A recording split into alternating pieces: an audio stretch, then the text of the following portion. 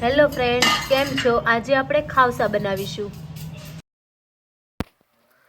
હવે આપણે આ મિક્સર જારમાં શ્રીફળ નાખી તેને ક્રશ કરી નાખીશું।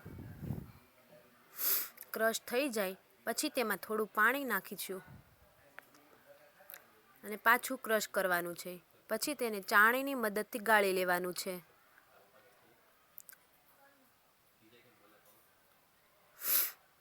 આ બધું થઈ જાય પછી તેમાં થોડુંક પાણી નાખવાનું, તેમાં થોડું મીઠું અને થોડો 2 ચમચી ચણાનો લોટ નાખવાનો છે। પછી તેને સારી રીતે મિક્સ કરી નાખવાનો। હવે આપણે આ ડુંગળી, લસણ અને મરચાંને ક્રશ કરી લઈશું।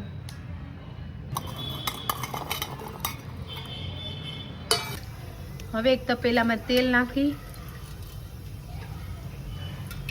તેલ ગરમ થાય પછી ડુંગળી, મરચાં અને લસણની પેસ્ટ નાખીશું। આપણે આને 2 મિનિટ માટે સાતળી લઈશું। પછી તેમાં કોપરાનું પાણી એડ કરીશું।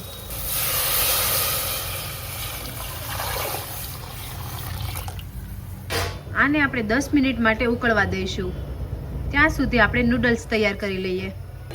એક તપેલીમાં પાણી મૂકીશું, તેમાં આપણે હક્કા નૂડલ્સ બનાવશું।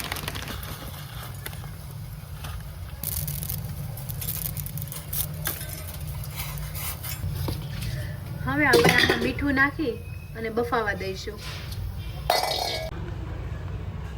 આ નૂડલ્સ હવે બફાઈ ગયું છે તો હવે બીજા વાસણમાં કાઢી લઈશું।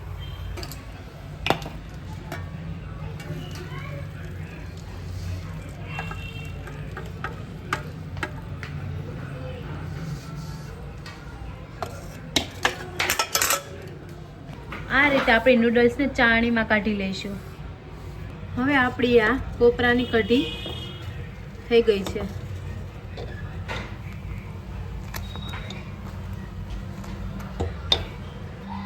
હવે આ કઢીમાં તેલ અને લાલ મરચાંનો વઘાર નાખવાનો છે।